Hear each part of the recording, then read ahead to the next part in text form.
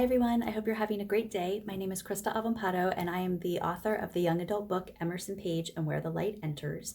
And I wanted to talk to you a little bit today about my writing process and 3 tools that I use that are very helpful to me, and I hope they'll be very helpful for you.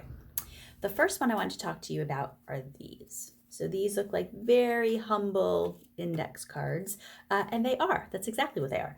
They're index cards, and on each one of them, I write one idea. So it could be something about a character, it could be something about a scene. Sometimes there are bits of dialogue that I write down, or just some type of description of a setting or a character that I think is really important. And then eventually what I do is every scene in the book, who's in that scene, and then what will happen in that scene is put onto one index card.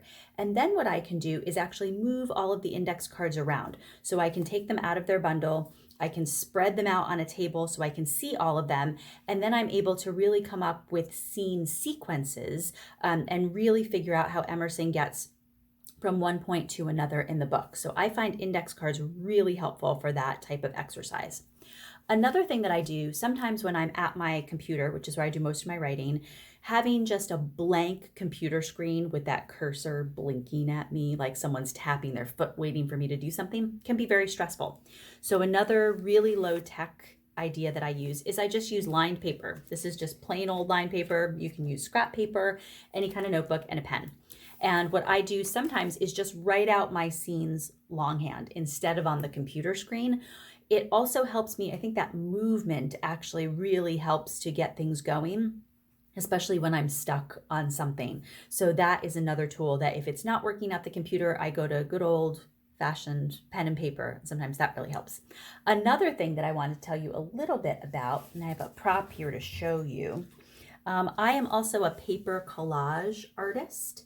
And so what I do for each one of my stories that I write, whether I am writing a short story or a novel like Emerson Page and Where the Light Enters, or a screenplay, which I also write, I really try to come up with some type of bulletin board or paper collage that I put all of the visuals down. So there are definitely settings from the book that are inspired by pictures I've seen, even just descriptions of characters.